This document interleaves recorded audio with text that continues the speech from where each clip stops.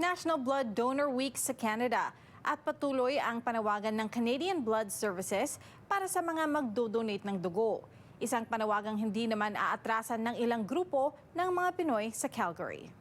So ito po yung oportunidad na pinasasalamatan namin lahat ng mga nagbigay ng oras, lahat nag-donate ng kanilang dugo sa ating mga pasyenteng nangangailangan.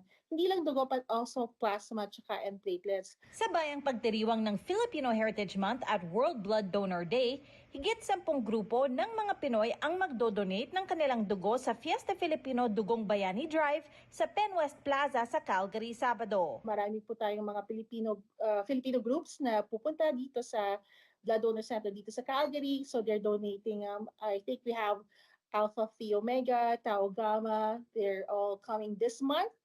We also have some church groups as well, like Iglesia ni Cristo that we partner with. Tsaka yung mga, Jesus is Lord.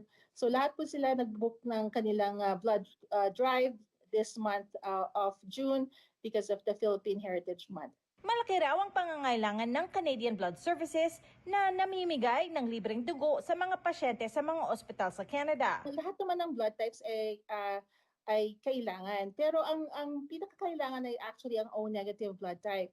Ang O-negative blood type is the universal blood type na sinasabi nila, and it can can be transfused to anybody needing any blood types at any patients needing blood and plasma. So, but ang challenge sa pagiging O-negative is they're only 7% of the Canadian population. So, and they can only receive from O-negative blood types. So, for example, yung a liver transplant patient will require about 100 units of blood. So, kailangan natin humanap ng 100 O-negative blood type na donor to make sure na maging to give to the liver transplant patient. Kahit sino raw sa Canada pwedeng mag-donate ng dugo. Mas matindi ang pangangailangan tuwing summer kung kailan mas mababa ang bilang ng mga taong nagdo-donate. Usually yung sinasabi ko na drink lots of water, make sure that you're well and healthy. Sa mga babae po, kailangan po kumain po pa kayo ng steak dinner the night before to get your iron levels up.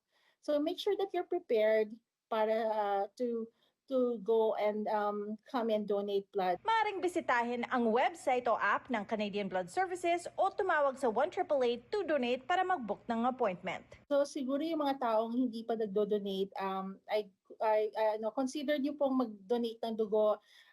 It's like giving back to to the community here in Canada.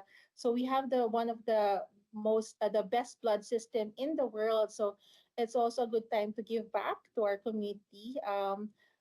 We want if you're wanting to donate, make sure that you book your appointments online at blood.ca, or you can download the Give Blood app.